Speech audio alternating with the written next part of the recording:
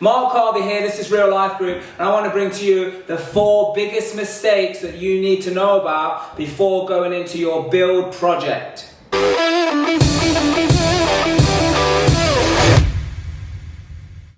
So look, if you're getting value from here, don't forget to hit the thumbs up and type your comments below, because this will allow this information to reach more people so more people can benefit and we can make less mistakes together. Mistake number 1 is that you are getting quotations or estimates from builders, from professionals, based on a conversation rather than actual specification. You know, I hear so many times that people say, oh no, my build, somebody was quoting 100,000, next person was 70,000, how can there be £30,000 difference? And they get very confused, and it all comes down to the fact that they don't have a set specification of what the project is actually going to consist of. Fixtures, fittings, what standard, what level is it all going to be done to? Because that is very important to get crystal clear. Then you can go out and get the 3 quotes from 3 different people to deliver on that specific job. So number 2, the biggest mistake is you're cutting cost. Everything is about cutting cost versus actually adding value. Now, I'm not saying just go spending money willy-nilly. I'm not saying that. What I'm saying is if you put all your attention on cutting costs, you're going to cut down on the quality. You know, there was many projects that we've done, and Trisha was like, hey, we're having this door, we're having this oak door, and it became very important because it allowed us to get more money for the property. Or if it's a hold strategy, it allows you to get more rent, because it's about adding value. So yes, have a handle on what your expenses are and what your costs are, but don't make it all about cutting costs. Make it about adding value.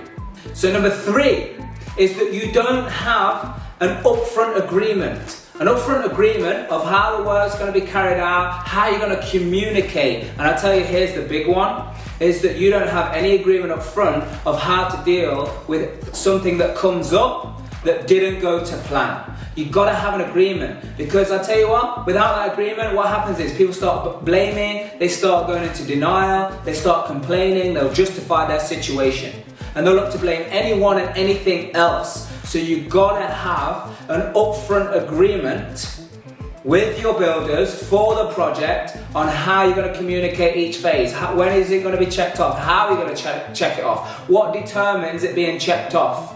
Especially when you've got a schedule of works that you need to abide by for the different phases. You know, so we did another video, so make sure you subscribe to this channel and get it out there so more people can get this information, so less mistakes are made. So make sure that you are getting an agreement up front of how to communicate and how to deal with things if they don't go to plan. And my friends, mistake number 4, the biggest mistake I see, is you act like a dictator. You know, and you just want to blame anything on all the other people. Nothing was down to you, the way that you was communicating, or the way that you explain, or the way that you are asking or inquiring for feedback. Yeah, so you act like a dictator just because you think you're paying the person. You just think they have to do exactly what you say, how you say it, and all the rest of it, rather than treating them like the expert, so they can give them a big, huge expectation to live up to. Ask for their feedback, ask for their input. Don't just treat them like, I said this and deliver on this day and all the rest of it. Ask them, let them give them their own deadlines, let them, explain to you how they're going to deal with these situations as and when they come up, and have that friendly environment. Have that just be friendly. Okay, deadlines have got to be met, but I'll tell you something, by trying to, come in with a big hammer, swinging that around, just is not going to get people to deliver the way you want to deliver. If anything, just gets their back up, and they'll just move on to other jobs and leave you. Yeah, so do not make that mistake either.